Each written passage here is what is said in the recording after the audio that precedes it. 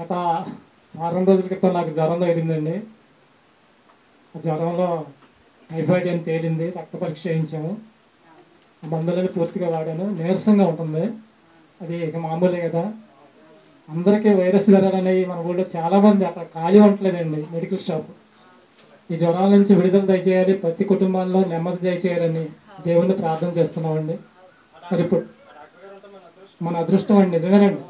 అసలు భరించలేని ఫీజు అంటూ ఉండదండి అక్కడ. చక్కగా వెళ్ళలేమండి. చక్కగా అందుబాటులో దేవుడు మనకిచ్చిన గొప్ప అదృష్టం, అవకాశం చెప్పుకోవచ్చండి. ఇప్పటి వరకు ప్రార్థన చేసుకున్నాను. మహాపరిశుద్ధుడా, పరలోకమందున్న మా కన్న తండ్రి, మీకు వందనాలు, స్తోత్రాలు నాయన. గడిచిన కాలమంతా కాచి కాపాడి మమ్మల్ని ఆరోగ్యవంతులుగా చేసిన ఆయన నీ సన్నిధిలో మళ్ళీ కూర్చొని నీ జ్ఞానమైన మాటలు వినుటకు మాకు ఇచ్చిన గొప్ప భాగ్యాన్ని బట్టి మీకు వందనాలు, స్తోత్రాలు నాయన.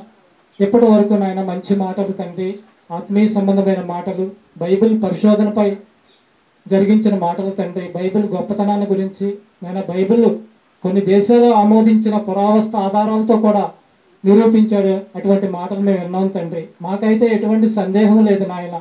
మమ్మల్ని అడిగేవారికి చెప్పవలసిన బాధ్యత మీ పిల్లలుగా మాకున్నది కాబట్టి తండ్రి, ఆ విషయాలన్నీ నేర్చుకుని తెలుసుకొని చెప్పగలిగిన సామర్థ్యం మాకు అనుగ్రహించమని ప్రార్థిస్తున్నాం తండ్రి. అలాగనే నాయన, ఆత్మీయ జీవితంలో దిగజారిపోవటం అనేది చాలా దౌర్భాగ్యమైన పరిస్థితి తండ్రి. దీనికి కారణం నాయన, ఆనాడు తండ్రి మోషే అహరోను నాయకత్వంలో ఉన్నంత వరకు నీ ప్రజలైన ఇశ్రాయేలు బాగానే జీవించారు తండ్రి. నాయన మోషే గారు కొండ మీదకి వచ్చేటప్పటికి నాయన, అహరోను అలసత్వాన్ని తీసుకున్న ఈ ప్రజలు తండ్రి నాయన, అతని మాటకి ఎదురు చెప్పి నాయన మరి దూరం చేసుకునే పరిస్థితి కూడా తెచ్చుకుని నాశనానికి గురైపోయారు తండ్రి.